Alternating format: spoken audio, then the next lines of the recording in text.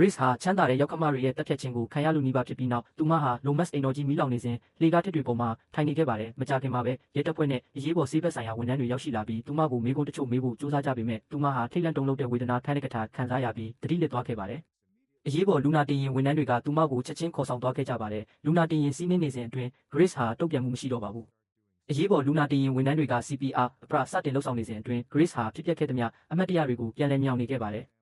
သူမရဲ့မင်္ဂလာဆောင်ပြီးညမှာ Lomas မိသားစုဟာသူမကိုပုံတန်းကစားနည်းကစားခိုင်းပြီးသူမကိုလိုက်လံရှာဖွေခဲ့ကြပါတယ်။သူတို့ရဲ့ရည်ရွယ်ချက်ကတော့ရှေးဟောင်းရာဇဝင်ပွဲတစ်ခုမှာသူမကိုအသုံးပြုဖို့ဖြစ်ပေမဲ့သူမဟာအယုံတက်ချိန်ထိအသက်ရှင်အောင်နေထိုင်နိုင်ခဲ့တာကြောင့်သူမအနိုင်ရရှိခဲ့ပြီးမိသားစုတစ်ခုလုံးပောက်ကွဲသွားခဲ့ပါတယ်။အရေးပေါ်လူနာတင်ရင်ဝန်ထမ်းတွေရဲ့ကြိုးပမ်းမှုအပြီးမှာ Grace ဟာနောက်ဆုံးတော့တတိယလာခဲ့ပါတယ်။နောက်ပိုင်းမှာ Grace ဟာဆေးရုံကုတင်မှာလက်ထိတ်ခတ်ခံထားရတာကိုတွေ့ရှိခဲ့ပါတယ်။စုံထောက်ပတ်စစ်ကသူမကိုလူတက်မှုနဲ့မိရှုမှုတန်တရားနဲ့ဖမ်းဆီးထားကြောင်းအကြောင်းကြားခဲ့ပါတယ်။အိမ်ထဲမှာအလောင်း2လောင်းတွေ့ရှိခဲ့ပြီးသူမရဲ့မင်္ဂလာဆောင်ဝတ်စုံပေါ်ကသွေးတွေဟာသူမရဲ့သွေးတွေမဟုတ်ပါဘူး။အဲ့ဒီအချိန်မှာ Grace ရဲ့အမဖိတ်တယောက်ရှိလာပါတယ်။သူတို့ဟာ9နှစ်ကြာစကားမပြောဖြစ်ခဲ့ကြပေမဲ့ဖိတ်ဟာ Grace ရဲ့အရေးပေါ်ဆက်သွယ်ရမယ့်သူအဖြစ်ရှိနေသေးပါပတ်စစ်ကညီမ2ယောက်ကိုမိနစ်အနည်းငယ်ပေးဖို့ဆုံးဖြတ်ခဲ့ပါတယ်။ဒါပေမဲ့အဲ့ဒီနောက်မှာတော့သူဟာ Grace ကိုရဲစခန်းကိုခေါ်သွားရမှာပါ။သူထွက်သွားတာနဲ့တပြိုင်နက်ညီမ2ယောက်ဟာသူတို့ရဲ့ဆက်ဆံရေးအကြောင်းအငင်းပွားကြပြီး Grace ဟာ Fake ကနယူးယောက်မှာသူမနဲ့နီးနီးနားနားနေထိုင်ခဲ့ပေမဲ့သူမကိုတခါမှဆက်သွယ်ခြင်းမရှိခဲ့တာကိုသိလိုက်ရတဲ့အခါအထူးသဖြင့်စိတ်ထိခိုက်ခဲ့ပါတယ်။ Fake က Grace ဟာသူမရဲ့အမကြီးအဖြစ်နေထိုင်ဖို့စိတ်ဝင်စားမှုမရှိကြောင်းရှင်းရှင်းလင်းလင်းထောက်ပြခဲ့ပါတယ်။သူမဟာဘာဖြစ်ခဲ့တယ်လဲဆိုတာကိုလည်းသိချင်နေပေမဲ့ Grace ကသူမယုံကြည်မှာမဟုတ်ဘူးလို့ထင်နေခဲ့ပါတယ်။ Fake ကထွက်ခွာတော့မယ့်အချိန်မှာ Grace ကသူမရဲ့ကိုယ်ပိုင်ခင်ပွန်းကသူမကိုဓာတ်နဲ့ထိုးခဲ့တာနဲ့အဆုံးမှာတရေတစေတကောင်ကိုတွေ့ခဲ့တာအပါအဝင်ဖြစ်ပျက်ခဲ့သမျှအရာအလုံးကိုပြောပြဖို့ဆုံးဖြတ်ခဲ့ပါတယ်။တစ်ချိန်တည်းမှာပဲနာမကျန်းဖြစ်နေတဲ့တန်းကြွယ်သူသေး Chester ဟာဖြစ်ပွားနေတဲ့စစ်ပွဲအကြောင်းသတင်းတင်ပြချက်ကိုကြည့်ရှုနေခဲ့ပါတယ်။သူဟာအပြစ်အခက်ရစဲရေးကိုအတည်ပြုဖို့ဖုန်းခေါ်ဆိုမှုတစ်ခုပြုလုပ်ခဲ့ပြီးစက္ကန့်အနည်းငယ်အတွင်းမှာပဲသတင်းထောက်ကတိုက်ပွဲပြီးဆုံးသွားပြီဖြစ်ကြောင်းကြေညာခဲ့ပါတယ်။အဲ့ဒီအချိန်မှာပဲရှိနေကသူ့ကိုလာရောက်တွေ့ဆုံပြီး Lomas မိသားစုတစ်ခုလုံးတည်ဆုံသွားပြီဖြစ်ကြောင်းနဲ့သူတို့သမီးအသက်ရှင်ကျန်ရစ်ကြောင်းအကြောင်းကြားခဲ့ပါတယ်။ Chester ကသူ့ရဲ့အိမ်စီကိုသူ့ရဲ့သားသမီးတွေကိုရှာဖွေဖို့အမိန့်ပေးခဲ့ပြီးသူဟာစာတန်ဝါဒီခိုင်းဝင်ဖြစ်တဲ့အခြားမိသားစုတွေကိုအာနာနီယာ The Cedar Power ဟာရယူဖို့အသင့်ဖြစ်နေပြီလို့စာပို့ခဲ့ပါတယ်။တရုတ်နိုင်ငံမှာချန်ဆင်းဟာသူမရဲ့ရှိနေတွေကိုချက်ချင်းဖုန်းခေါ်ဆိုခဲ့ပါတယ်။စပိန်နိုင်ငံမှာအကနိုစီယိုဟာသူ့ရဲ့လက်ထောက်ကိုပျော်ရွှင်စွာဖက်လဲတကင်းပြုလုပ်ခဲ့ပါတယ်။နယူးဂျာစီပြည်နယ်မှာဘီဟာတရားမဝင်တရားတွေကိုတောက်သုံးပြီးအောင်ပွဲခံခဲ့ပါတယ်။အင်္ဂလန်နိုင်ငံမှာ Viraj ဟာသူ့ရဲ့ညီမတူကိုကလပ်တစ်ခုမှာတွေ့ရှိခဲ့ပြီးသူတို့လည်းအောင်ပွဲခံခဲ့ကြပါတယ်။မိနစ်အနည်းငယ်ကြာမှာပဲအမော်မောင်နှမတွေဖြစ်တဲ့အာဆူလာနဲ့တိုက်တက်စ်တို့ဟာသူတို့ရဲ့ဖခင် Chester ကိုလာရောက်တွေ့ဆုံခဲ့ကြပါတယ်။သူတို့ကအာနာနီယာဟာသူတို့စီတိုက်ရိုက်ရောက်ရှိတဲ့နယ်လို့ထင်နေကြပေမဲ့ Chester ကအဲ့ဒါဟာစီးမြင့်တွေနဲ့ဆန့်ကျင်နေကြောင်းသတိပေးခဲ့ပါတယ်။ Titus ကတောင်းပန်တဲ့အခါ Richard ကသူ့ကိုပါရိုက်ပြီးယောက်ျားတစ်ယောက်လိုနေဖို့ပြောခဲ့ပါတယ်။သူကသူတို့အားလုံးကိုအဓိကလက်စွပ် The Master Rain ကိုပြသပြီးအဲ့ဒါဟာသူတို့မိသားစုထံကထွက်ခွာမသွားရကြောင်းနဲ့သူကသူတို့ကိုအာနာနီယာကိုပြန်လည်နိုင်ရယူစေချင်ကြောင်းပြောခဲ့ပါတယ်။အာဆူလာကသူတို့လှုပ်ဆောင်မှာဖြစ်ကြောင်းကတိပေးပြီးနောက် Chester ကသူတို့ကိုခေါင်းအုပ်တစ်ခုပေးပြီးအဲ့ဒါကိုလှုပ်ဆောင်ဖို့ပြောခဲ့ပါတယ်။အမောင်မောင်နှမတွေဟာခေါင်းအုပ်ကိုအတူတူဆုပ်ကင်ပြီး Chester ကိုတက်ဖြတ်ဖို့သူ့မျက်နှာကိုဖိနှိပ်ခဲ့ကြပါတယ်။ဆေးရုံမှာဘက်စစ်ကလက်ထိတ်ခတ်ထားတဲ့ Grace ကိုရဲစခန်းကိုခေါ်ဆောင်သွားပါတယ်။ရုတ်တရက်ဘေးဟာစင်ကြံလမ်းမှာပေါ်လာပြီးဘက်စစ်ရဲ့လက်ဘင်းကိုဓာတ်နဲ့ပစ်ထည့်လိုက်တာကြောင့်သူ့ကိုချက်ချင်းတိတ်ဆုံးစေခဲ့ပါတယ်။အဲ့ဒီနောက်ဘေးဟာဒုတိယမြောက်ဓာတ်တစ်ချောင်းကိုထုတ်ယူပြီး Grace ရဲ့နောက်ကိုလိုက်လာခဲ့ပြီး Grace ဟာဖိတ်နဲ့အတူချက်ချင်းထွက်ပြေးခဲ့ပါတယ်။သူတို့ဟာလမ်းပိတ်နေတဲ့နေရာတစ်ခုမှာပိတ်မိနေတာကြောင့်ပြန်လှည့်ပြီးအဲကျိုကောင်တာရဲ့နောက်ွယ်မှာပုန်းနေခဲ့ကြပါတယ်။ဘေးကသူတို့ကိုဆက်လက်ရှာဖွေနေပေမဲ့သူကောင်တာနောက်ကိုစစ်ဆေးတဲ့အခါညီမ2ယောက်ဟာပျောက်ကွယ်သွားခဲ့ပါပြီ။သူတို့ဟာလက်ရှိမှာအခန်းတစ်ခုထဲမှာပုန်းနေကြတာကြောင့်ဘီစင်ကြံလန်းတိုင်းသွားတဲ့အထိစောင့်ဆိုင်ပြီးမှထွက်လာခဲ့ကြပါတယ်။သူတို့ဟာခိုးကြောင်ခိုးဝက်သွားလာရင်ဘီကိုထပ်မံတွေ့ရှိခဲ့ပေမဲ့သူကရှာဖွေမှုဆက်လုပ်ဖို့ချက်ချင်းထွက်ခွာသွားခဲ့ပါတယ်။ဒါကြောင့်ညီမ2ယောက်ဟာဘက်စစ်ရဲ့အလောင်းစီရောက်ရှိဖို့စင်ကြံလန်းကိုပြန်လာခဲ့ကြပါတယ်။ Grace ကဘက်စစ်ရဲ့တနက်ကိုယူပြီးနောက်ညီမ2ယောက်ဟာထွက်ခွာဖို့စူးစမ်းကြပေမဲ့ဘီကသူတို့ကိုချက်ချင်းပိတ်ဆို့ခဲ့ပါတယ်။ Grace ကပြစ်ခတ်ဖို့စူးစမ်းတဲ့အခါဘီကသူမရဲ့လက်ကိုတွန်းထုတ်ပြီးသူမကိုလက်နဲ့ပြုတ်ခဲ့ပြီးသူမကိုလဲကျအောင်ရိုက်နှက်ခဲ့ပါတယ်။အဲ့ဒီနောက်သူကသူမကိုဓာတ်နဲ့ထိုးဖို့ပြင်ဆင်နေပေမဲ့အဲ့ဒီအချိန်မှာပဲသူ့ရဲ့ခန္ဓာကိုယ်ပောက်ကွဲသွားခဲ့ပါတယ်။ဖိတ်ကထိတ်လန့်တုန်လှုပ်နေစဉ်အတွင်း Grace ဟာလက်ထိတ်တော်တွေကိုယူဖို့ဘက်စစ်ရဲ့အလောင်းစီပြန်လာခဲ့ပါတယ်။သူမရဲ့လက်ကောက်ဝတ်တွေကိုလွတ်လပ်အောင်ပြုလုပ်ပြီးနောက် Grace ဟာတက်တေခံအိတ်ကိုဖွင့်ပြီးသူမရဲ့သွေးဆိုးနေတဲ့မင်္ဂလာဆောင်ဝတ်စုံကိုပြန်ယူပြီးဝတ်ဆင်ခဲ့ပါတယ်။ညီမ2ယောက်ဟာထွက်ခွာဖို့လက်လီကားစီဦးတည်သွားကြပေမဲ့ရှိနေပေါ်လာပြီးသူတို့ကိုတတိလစ်စေဖို့ကတ်စပုံးဘက်စကွဲနဲ့တလုံးနဲ့ပြစ်ပေါက်ခဲ့ပါတယ်။သူကဘေးဟာဂိမ်းမစတင်ပြီး Grace ကိုတတ်ဖို့စူးစမ်းခဲ့တာကြောင့်တိတ်ဆုံးခဲ့တာဖြစ်ပြီးအဲ့ဒါဟာစီးမြင့်တွေနဲ့ဆန့်ကျင်နေကြောင်းရှင်းပြခဲ့ပါတယ်။တစ်ချိန်တည်းမှာပဲအမောင်မောင်နှမတွေဟာမိသားစုအပန်းဖြေစခန်းကိုရောက်ရှိလာပြီးအာဆူလာကဂက်စ်ယိုစိမ့်မှုအကြောင်းပြချက်နဲ့မင်္ဂလာဆောင်တစ်ခုကိုဖျက်သိမ်းခဲ့ပါတယ်။သူတို့သမီးကထိတ်လန့်တုန်လှုပ်နေတာကြောင့် Titus ကသူမကိုဆဲဆိုပြီးသူ့အမထက်ယဉ်ကျေးမှုနှဲပါစွာနဲ့လူတိုင်းကိုမောင်းထုတ်ခဲ့ပါတယ်။စပီကာဘော်ကကြေညာချက်တစ်ခုကကြန့်ရှိနေတဲ့အပန်းဖြေစခန်းဧည့်သည်တွေကိုလည်းထွက်ခွာဖို့ပြောခဲ့ပါတယ်။အမောင်မောင်နှမတွေဟာသူတို့ရဲ့ဝမ်းကွဲကစ်နဲ့တွေ့ဆုံခဲ့ပြီးသူကကြီးမားတဲ့အစည်းအဝေးကိုမျှော်လင့်နေခဲ့ပါတယ်။မိနစ်အနည်းငယ်ကြာမှာပဲအမောင်မောင်နှမတွေဟာ1963ခုနှစ်ကတည်းကမတွေ့ဆုံခဲ့တဲ့ကောင်စီရဲ့ကြန့်ရှိနေတဲ့အဖွဲ့ဝင်တွေကိုကြိုဆိုခဲ့ကြပါတယ်။အကနိုစီယိုဟာသူ့ရဲ့သားဖိလစ်ပီနဲ့အတူရောက်ရှိလာပြီးချန်ဆင်းဟာသူမရဲ့အချောင်းလိုက်တဲ့သားချောင်းဘူးကိုခေါ်ဆောင်လာခဲ့ပါတယ်။နောက်ဆုံးတော့ Viraj နဲ့မာဒူတို့ဟာ မာတူရဲ့ဇနီးမာတီနာနဲ့အတူရောက်ရှိလာခဲ့ကြပြီးရဟတ်ယာဉ်တစ်စင်းကညီမနှစ်ယောက်နဲ့ရှေ့နေကိုခေါ်ဆောင်လာခဲ့ပါတယ်။မိနစ်အနည်းငယ်အကြာမှာပဲ Grace နဲ့ Pete တို့ဟာကောင်စီအခန်းမှာနှုတ်ပိတ်ခံရပြီးကလပ်ထိုင်တွေမှာချီနှောင်ခံထားရပါတယ်။ရှေ့နေကကြီးမားတဲ့စာအုပ်တစ်အုပ်ကိုယူဆောင်လာပြီးသူဟာမိသားစု6စုရဲ့အကြီးအကဲတွေပါဝင်တဲ့ကောင်စီကဥဆောင်တဲ့အဖွဲ့အစည်းရဲ့တဦးလေးသောရှေ့နေဖြစ်ကြောင်းရှင်းပြခဲ့ပါတယ်။ Grace ရဲ့ရောက်ခမတွေဟာသူမဂိမ်းနိုင်ရခဲ့တာကြောင့်ပောက်ကွဲသွားခဲ့ပြီး B ရဲ့မိသားစုတစ်ခုလုံးဟာလိမ်လည်မှုအတွက်ပြစ်ဒဏ်အနေနဲ့ပောက်ကွဲသွားခဲ့တာကြောင့်မိသားစု၄စုကျန်ရှိနေပါတယ်။ကောင်စီမှာအဓိကလက်စွပ် The Mastering နဲ့ကိုစားပြုတဲ့အာဏာနေရာရှိပြီးသူတို့သမီးတစ်ယောက်ဂိမ်းနိုင်ရခဲ့တာကြောင့်အဲ့ဒါဟာရယူဖို့အသင့်ဖြစ်နေပါတယ်။ Grace ဟာရှားပါးတဲ့ကုမ္ပဏီတစ်ခုကိုလှုပ်ဆော်ခဲ့တာကြောင့်သူမဟာအာဏာမြင့်ဆုံးနေရာအတွက်ပြိုင်ဆိုင်ဖို့လည်းခွင့်ပြုထားပါတယ်။ Grace ကိုမေးခွန်းတွေအတွက်နှုတ်ပိတ်တာဖြုတ်ပေးပြီးနောက်ရှေ့နေကဖိတ်ရှိနေလျက်နဲ့ Grace ကသူမရဲ့ရောက်ခမတွေကိုသူမမှာမိသားစုမရှိဘူးလို့ဘာကြောင့်ပြောခဲ့တာလဲဆိုတာကိုသိချင်နေခဲ့ပါတယ်။ဒါပေမဲ့အဖြေပေးမဲ့အစား Grace ကသူမကလပ်ထိုင်ကိုမလိုချင်ဘူးလို့ပြောခဲ့ပါတယ်။တိုးတော်လည်းရှေ့နေကကောင်စီကကဘာကြီးကိုထိန်းချုပ်နေတာကြောင့်သူမဟာပါဝင်ဆင်နွှဲဖို့အတင်းအကျပ်ခိုင်းစေခံရကြောင်းပြောခဲ့ပါတယ်။သူမဟာမိသားစု၄စုရဲ့အကြီးအကဲတွေနဲ့ထပ်မံပုံနှံကစားရမှာပါ။တကယ်လို့တစုံတစ်ယောက်ကသူမကိုတက်ရင်သူတို့အာဏာနေရာကိုအနိုင်ရမှာပါ။ Grace ဟာအယုံတက်ချိန်ထိထပ်မံအသက်ရှင်အောင်နေထိုင်နိုင်ရင်အနိုင်ရနိုင်ပါတယ်။ Grace ကပါဝင်ဆင်နွှဲဖို့ထပ်မံညှင်းဆိုဖို့ကြိုးစားတဲ့အခါသူတို့ကဖိတ်ကိုတက်ပြစ်မယ်လို့ချင်းချောက်ခဲ့တာကြောင့်သူမကစားဖို့သဘောတူခဲ့ပါတယ်။ဖိတ်ကိုလည်းနှုတ်ပိတ်တာဖြုတ်ပေးခဲ့ပြီးသူမဟာသူမရဲ့အမကိုနှစ်ကြာမတွေ့ခဲ့ရတာကြောင့်ဒီကိစ္စတွေကိုဆွဲသွင်းခံရတဲ့အပေါ်ညှဉ်းညူခဲ့ပါတယ်။ Akano CEO ရဲ့သမီး Francesca အခန်းထဲကိုဝုန်းတိုင်းကျဲဝင်ရောက်လာတဲ့အခါသူမရဲ့စကားပြတ်တောက်သွားခဲ့ပါတယ်။သူမဟာ Grace ရဲ့ခင်မွန်းနဲ့စစ်ဆက်ထားမှုကြောင့်ထုတ်ဖော်ပြောကြားခဲ့ပြီးစစ်ဆက်လက်စွပ်ကိုတောင်းဆိုခဲ့ပါတယ်။ဒါကြောင့် Grace ကသူ့ပောက်ကွဲမသွားခင်မှာသူမလက်စွပ်ကိုသူ့စီဖြစ်ပေါက်ခဲ့ကြောင်းရှင်းပြခဲ့ပါတယ်။ Francesca ဟာအတော်လေးဒေါသထွက်သွားတာကြောင့် Akano CEO ကသူမကိုဆွဲခေါ်သွားရပါတယ်။ Titus ကအနှစ်ချောင်းကိုယူပြီးညီအမနှစ်ယောက်စလုံးကိုဆေးထိုးပြီးတတိလစ်စေခဲ့ပါတယ်။အဲ့ဒီနောက်ရှေ့နေကလူတိုင်းကိုစီးမြင့်တွေတတိပေးခဲ့ပါတယ်။မိသားစုတစ်ခုစီရဲ့အကြီးအကဲကသာလိုက်လံရှာဖွေနိုင်ပြီးစာအုပ်မှာသူတို့ရဲ့သွေးနဲ့လက်မှတ်ရေးထိုးရမှာပါ။ချွင်းချက်ကတော့အာဆူလာနဲ့တိုက်တက်တို့ဖြစ်ပါတယ်။သူတို့ဟာအမွှာတွေဖြစ်တာကြောင့်ဝါစင်မရှိဘဲသူတို့နှစ်ယောက်စလုံးကစားခွင့်ရပါတယ်။အကြီးအကဲတွေဟာသူတို့ရဲ့ပိုးပေးတွေခိုင်းထဲကိုဝင်ရောက်ခဲ့တဲ့ကာလအတွင်းမှာတည်ရှိခဲ့တဲ့လက်နက်တွေကိုသာအသုံးပြုနိုင်ပြီးသူတို့ဟာတယောက်ကိုတယောက်တပ်ပိုင်ခွင့်မရှိပါဘူး။တကယ်လို့အကြီးအကဲတစုံတစ်ယောက်တည်ဆုံးရင်နောက်ထပ်ဆက်ခံမဲ့ဆွေမျိုးကဂိမ်းထဲကိုဝင်ရောက်နိုင်ပါတယ်။ဒီအခြားဆွေမျိုးတွေဟာအိမ်ထဲကနေဂိမ်းကိုကြည့်ရှုနိုင်ပါတယ်။ညီမနှစ်ယောက်ကိုကောက်ကွင်းပေါ်မှာချထားပြီးနောက်ဂိမ်းဟာနောက်ဆုံးတော့စတင်ခဲ့ပါတယ်။မိသားစုအကြီးအကဲအများစုဟာကောက်ကွင်း3ကားတွေပေါ်တက်ဖို့အပြေးလွှားသွားကြပေမဲ့ Titus ကသူ့ကားကလွဲလို့အခြားကားတွေအားလုံးရဲ့တော်တွေကိုဖယ်ရှားခဲ့ပါတယ်။ Akano CEO ကသူတို့ကိုလိမ်လည်သူတွေလို့ခေါ်ခဲ့တာကြောင့်အာဆူလာကသူ့ကိုရိုက်နှက်ခဲ့ပြီးအမွှာမောင်နှမတွေထွက်ခွာသွားခဲ့ကြပါတယ်။နောက်မြောက်ချင်းမှာညီမနှစ်ယောက်နိုးလာပြီးတယောက်ကိုတယောက်လက်ထိတ်ခတ်ထားတာကိုတွေ့ရှိခဲ့ကြပါတယ်။ Grace ဟာဂိုင်းကဖိတ်ကိုအသုံးပြုပြီးသူမကိုနှိပ်ကွေးအောင်ပြုလုပ်နေတာကိုသဘောပေါက်ခဲ့ပါတယ်။သူတို့ဟာဘာလုပ်ရမလဲဆိုတာကိုငင်းခုန်ကြပေမဲ့ချန်ဆင်းကဆေလွတ်လိုက်တဲ့ drone ကြောင့်ပြတ်တောက်သွားခဲ့ပါတယ်။ Grace ကအလံတိုင်တစ်ခုကိုယူပြီး drone ကိုဝေးမှာထားဖို့ဝေးရမ်းခဲ့ပေမဲ့ချန်ဆင်းကသူမကစကားပြောချင်ကြောင်းပြောခဲ့ပါတယ်။သူမဟာဥပဒေဟာကွက်တစ်ခုအကြောင်းရှင်းပြတော့မဲ့အချိန်မှာ drone ဟာအာဆူလာရဲ့ပြစ်ခတ်ခြင်းကိုခံခဲ့ရပါတယ်။ညီမနှစ်ယောက်ထွက်ပြေးကြပြီးအာဆူလာကစက်တိုက်ပြစ်ခတ်နေစဉ်မှာအမွှာမောင်နှမတွေကသူတို့နောက်ကိုလိုက်လံရှာဖွေခဲ့ကြပါတယ်။ဖိတ်တဲ့ Grace တို့ဟာတက်နိုင်သမျှအပြေးလွှားသွားကြပေမဲ့နောက်ဆုံးမှာလမ်းပိတ်နေတဲ့ကြီးမားတဲ့တံတိုင်းကြီးတစ်ခုကိုတွေ့ရှိခဲ့ကြပါတယ်။သူတို့ဟာစန့်ကျင်ဘက်အရက်ကိုလမ်းလျှောက်သွားကြပြီးဖိတ်က Grace ကိုသူမရဲ့ခင်ပွန်းဟာဂိုင်းတစ်ခုထဲမှာရှိနေတာကိုမသိခဲ့တာကြောင့်လောင်ပြောင်ခဲ့ပြီးသူမရဲ့အာယုံဆိုင်မှုဟာပတ်စံပေါ်မှာပဲရှိခဲ့တယ်လို့ပြောခဲ့ပါတယ်။ Grace ကဖိတ်ကိုသူမရဲ့ရည်စားဟာဗန်ဒါရေးကဏ္ဍမှာရှိနေတာကြောင့်အယောင်ဆောင်သူလို့ခေါ်ခဲ့ပေမဲ့ဖိတ်ကသူမနဲ့တွေ့တဲ့အချိန်မှာသူဟာဆင်းရဲတဲ့တရုတ်ဆောင်တစ်ယောက်ဖြစ်ကြောင်းကျိန်ဆိုခဲ့ပါတယ်။အဲ့ဒီအချိန်မှာပဲသူတို့ဟာအာဆူလာကသူတို့ကိုရှာဖွေနေတာကိုကြားလိုက်ရတာကြောင့်တစ်ပင်ပင်စီတစ်ခုရဲ့နောက်ွယ်မှာပုန်းနေခဲ့ကြပါတယ်။ရုတ်တရက် Titus ဟာညီမနှစ်ယောက်ရဲ့နောက်ွယ်မှာပေါ်လာပြီးသူတို့ဟာသူ့ရဲ့တိုက်ခိုက်မှုကိုအချိန်မီရှောင်တိန်နိုင်ခဲ့ပါတယ်။သူ့ရဲ့လက်နက်ဟာတစ်ပင်ပင်စီမှာညှက်နေတာကြောင့်သူကမိန်းကလေးတွေရဲ့လက်တွေကိုဆွဲပြီးသူတို့ကိုလဲကျအောင်ပြုလုပ်ခဲ့ပါတယ်။အဲ့ဒီနောက်သူက Grace ကိုလဲပင်းညစ်ဖို့ကြိုးစားပေမဲ့ဖိတ်ကသူ့ကိုတွန်းထုတ်ခဲ့ပါတယ်။အဲ့ဒီနောက်ညီမနှစ်ယောက်ဟာ Titus ကိုလက်ထိတ်တွေနဲ့ရိုက်နှက်ဖို့သူတို့ရဲ့လက်တွေကိုစံတန်းပြီးထွက်ပြေးခဲ့ကြပါတယ်။အာဆူလာကသူတို့ကိုထပ်မံပြစ်ခတ်ချင်နေပေမဲ့သူတို့ဟာထွက်ပြေးသွားကြပါပြီ။စိတ်ပြက်နေတဲ့အာဆူလာဟာ Titus ရဲ့အမှားအတွက်သူ့ကိုပါရိုက်ခဲ့ပြီးသူတို့ဟာသူတို့ရဲ့ဖခင်တည်ဆုံးမှုကိုအတိတ်ပဲရှိအောင်ပြုလုပ်ဖို့အနိုင်ရဖို့လိုအပ်ကြောင်းပြောခဲ့ပါတယ်။ညီမနှစ်ယောက်တောအုပ်ထဲကနေထွက်လာတဲ့အခါAkano CEO ကသူတို့ကိုတွေ့ရှိပြီးသူ့ရဲ့စနိုက်ပါရိုင်ဖယ်ကိုပြင်ဆင်ခဲ့ပါတယ်။သို့တော်လည်းကြီးစံတွေဟာလဲကျသွားပြီးAkano CEO ဟာအဲ့ဒါတွေကိုပြန်ထည့်ဖို့ရုန်းကန်ခဲ့ရပါတယ်။သူဟာဒီလုပ်ငန်းစဉ်အတွင်းမှာရိုင်ဖယ်ကိုမတော်တဆပစ်ခတ်ခဲ့တာကြောင့်မိန်းကလေးတွေကိုလွဲချော်သွားပေမဲ့သူ့ရဲ့အစီအစဉ်ကိုထုတ်ဖော်ပြသခဲ့ပါတယ်။ညီမနှစ်ယောက်ဟာထပ်မံထွက်ပြေးကြပြီးAkano CEO ကသူတို့ကိုစက်တိုက်ပစ်ခတ်နေတာကြောင့်သူတို့ဟာဥယျာဉ်အနားယူခန်းတစ်ခုထဲမှာပုန်းနေခဲ့ရပါတယ်။အိမ်ထဲမှာဆွေမျိုးတွေဟာအရာအလုံးကိုလုံခြုံရေးကင်မရာတွေပေါ်မှာကြည့်ရှုနေခဲ့ကြပါတယ်။တစ်ကအမွှာမောင်နှမတွေကိုညီမနှစ်ယောက်ပင်မရှိနေတယ်လေ။ဆိုတာကိုစာပို့ဖို့စူးစမ်းပေမဲ့ရှေ့နေကသူ့ကိုတားဆီးခဲ့ပါတယ်။အနားယူခန်းမှာဖိတ်ကပရိုပိန်းတငွေ့တိုင်တစ်ခုကိုတွေ့ရှိပြီးAkano CEO ကသူတို့ကိုထပ်မံမမြင်ရအောင်ဧရိယာကိုမီးခိုးတွေနဲ့ပြည့်စေဖို့အဲ့ဒါကိုဖွင့်လိုက်ပါတယ်။ညီမနှစ်ယောက်ဟာထွက်ပြေးဖို့စူးစမ်းကြပေမဲ့ဓာတ်တစ်ချောင်းနဲ့တိုက်ခိုက်နေတဲ့ Virage နဲ့တိုက်မိခဲ့ပါတယ်။သူတို့ဟာ Akano CEO ကတငွေ့တိုင်ကိုမတော်တဆပစ်ခတ်မိပြီးကြီးမားတဲ့ပောက်ကွဲမှုဖြစ်ပွားစေတဲ့အချိန်မှာပဲအနားယူခန်းထဲကနေထွက်ပြေးခဲ့ကြပါတယ်။ Virage ဟာတတိလစ်သွားပြီး Grace ဟာသူမရဲ့လက်မောင်းမှာတတုအပိုင်းစအများပြားညှက်နေခဲ့ပါတယ်။ညီမနှစ်ယောက်ဟာထွက်ပြေးနေကြပြီး Akano CEO က Virage ကိုတတ်မိတာကြောင့်သူရှုံးနိမ့်သွားမှာကိုစိုးရိမ်နေခဲ့ပါတယ်။သူဟာ Virage နိုးလာတာကိုတွေ့ရတဲ့အတွက်စိတ်သက်သာရာရသွားပေမဲ့အခုတော့မိန်းကလေးတွေကိုမျက်ခြေပြတ်သွားခဲ့ပါပြီ။အတန်ကြာထွက်ပြေးပြီးနောက်ညီမနှစ်ယောက်ဟာနောက်ဖေးတကားကနေအဆောက်အုံထဲကိုဝင်ရောက်ခဲ့ကြပါတယ်။သူတို့ဟာအနားယူဖို့ထိုင်ကြပြီးဖိတ်က Grace ရဲ့လက်မောင်းကတတုအပိုင်းစအားလုံးကိုစတင်ထုတ်ယူခဲ့ပါတယ်။သူမဟာသူမရဲ့အမကိုနာကျင်မှုကနေအာယုံပြောင်းစေဖို့စကားပြောခိုင်းခဲ့ပါတယ်။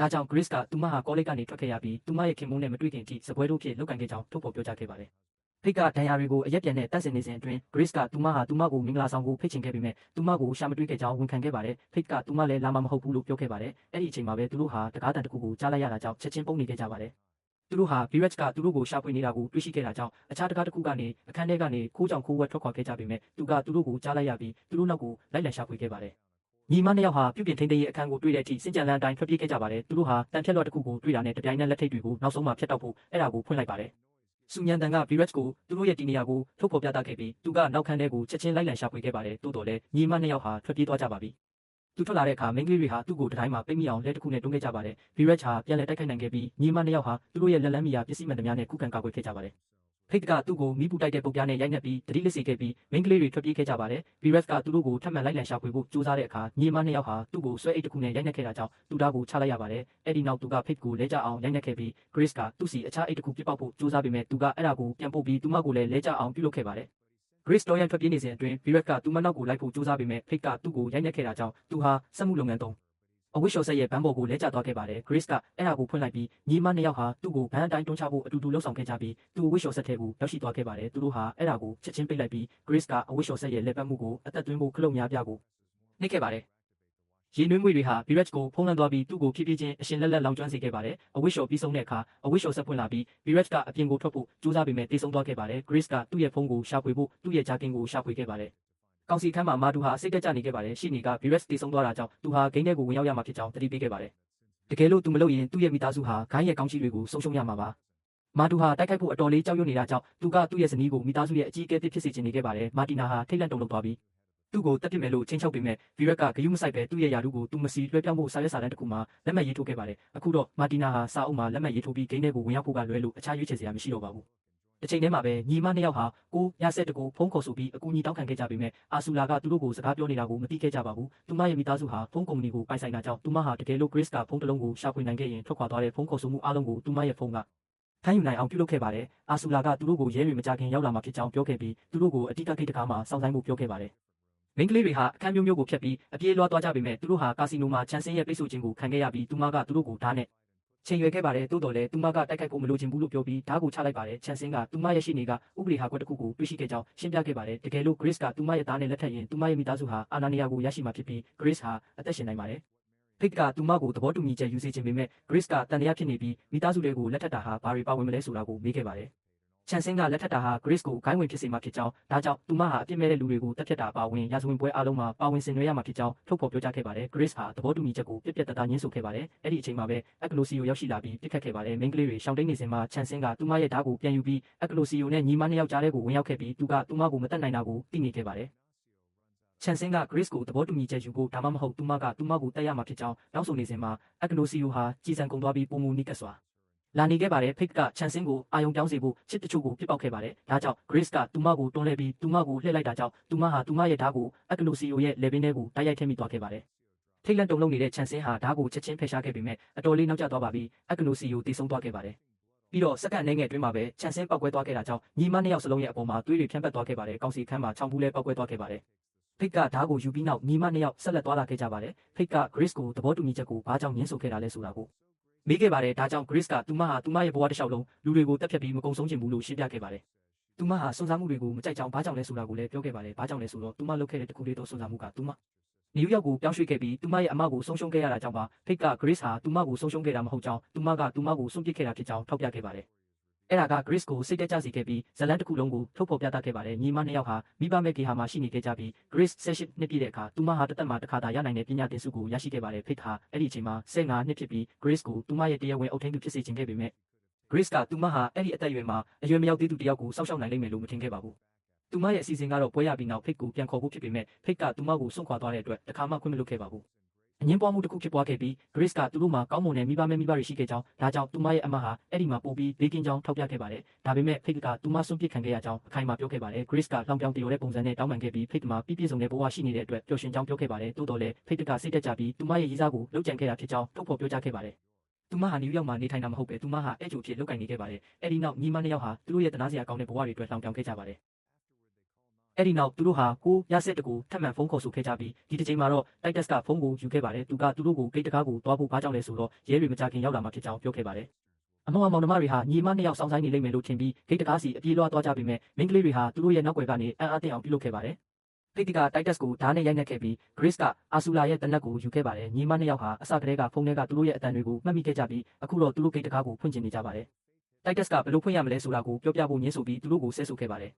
ယ်ဒါကြောင့်ဖိတ်ကသူ့ကိုထပ်မံရိုက်နှက်ခဲ့ပါတယ် Grace ကအာဆူလာကိုပူးပေါင်းဆောင်ရွက်ဖို့ဒါမှမဟုတ်သူတို့ Titus ကိုတပ်ပစ်မယ်လို့ပြောခဲ့ပေမဲ့အာဆူလာကသူမရဲ့မောင်တိတ်ဆုံးသွားရင်လည်းဂရုမစိုက်ပါဘူးစိတ်ပြက်နေတဲ့ Titus ကညီမနှစ်ယောက်ကိုတယောက်ဆန့်ကျင်အောင်ပြုလုပ်ဖို့ကြိုးစားပေမဲ့သူတို့ဟာလာနေတဲ့ကားတန်ကြောင့်အာယုံပြောင်းသွားခဲ့ပါတယ်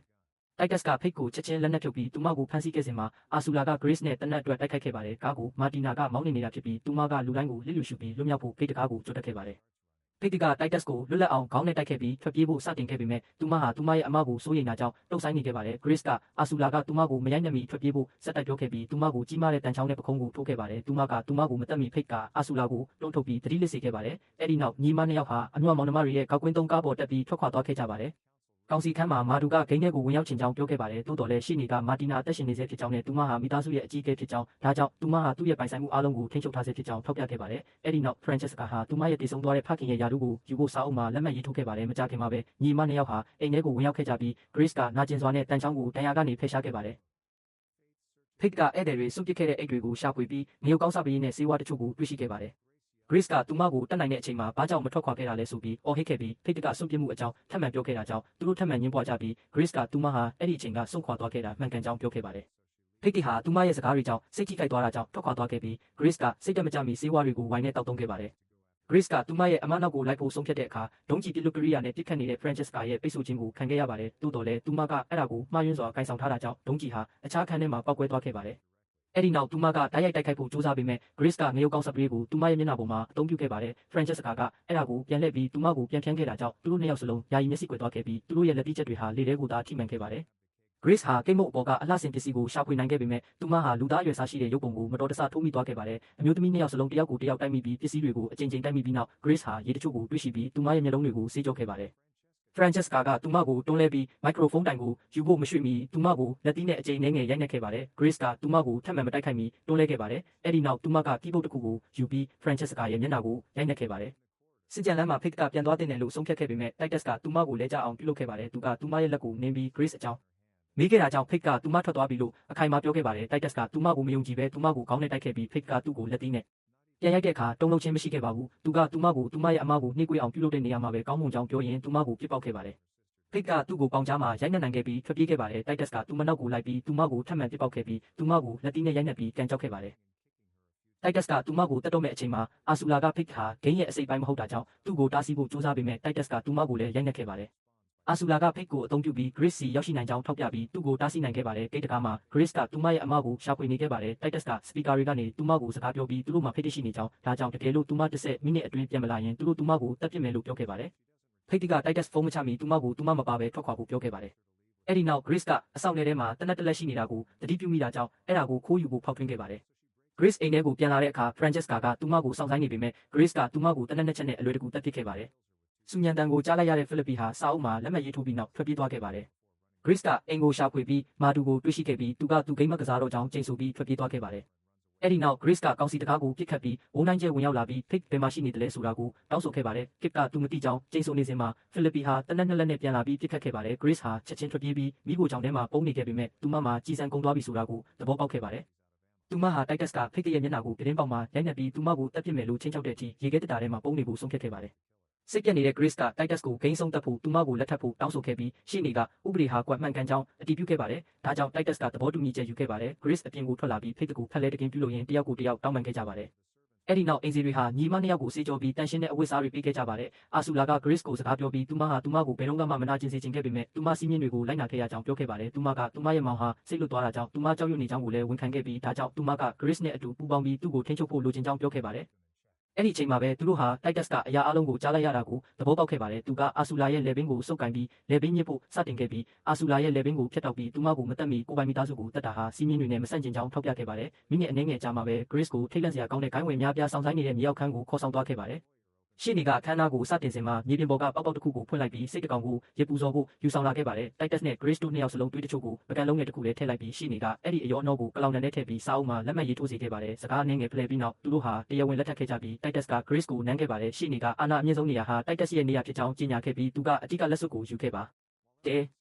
လူတိုင်းအောင်ပွဲခံနေစဉ်မှာ Grace ကကလောင်တန်ကိုယူပြီး Titus ရဲ့လက်ဘင်းကိုထိုးလိုက်ပါတယ်။အဲ့ဒီနောက်သူမကသူ့ရဲ့ရင်ဘတ်ကိုအကြိမ်ကြိမ်ထိုးခဲ့ပါတယ်။သူမကကိုပိုင်မိသားစုကိုတတ်တာဟာစီးမြင့်တွေနဲ့မဆန့်ကျင်ကြောင်းထောက်ပြရင်းအဓိကလက်စွပ်ကိုယူခဲ့ပါတယ်။ Faith က Titus ကိုပေါက်ပေါက်ထဲကန်ချလိုက်ပြီးသူဟာဥချိုတစ်ခုပေါ်မှာအစိုက်ခံလိုက်ရပါတယ်။အဲ့ဒီနောက် Grace ကအဓိကလက်စွပ်ကိုဝစ်ဆင်ပြီးလူတိုင်းကိုဒူးထောက်စေခဲ့ပါတယ်။သူမကသူမရဲ့အာဏာတစ်ကိုတုံးပြပြီးသူမကိုသူမအဖွဲ့အစည်းကနေဖယ်ရှားခဲ့ပါတယ်။ဒါကြောင့်ရှေ့နေကနောက်ထပ်ခေါင်းဆောင်ဟာအယုံတက်ချိန်မှာလက်စွပ်ကိုဝစ်ဆင်ထားတဲ့သူဖြစ်မှာဖြစ်ကြောင်းအဲ့ဒါဟာ3မိနစ်အတွင်းဖြစ်ပေါ်မှာဖြစ်ကြောင်းရှင်းပြခဲ့ပါတယ်။ Grace ကလက်စွပ်ကိုအလောင်းတွေပြည့်နေတဲ့ကျင်းထဲကိုပြစ်ပေါက်ခဲ့ပြီးဖိလစ်ပီဟာအထဲကိုခုန်ဆင်းဖို့တုံ့ဆိုင်မနေခဲ့ပါဘူး။ကြက်ရှိနေတဲ့ဂိုင်းဝင်တွေနဲ့အိမ်စီ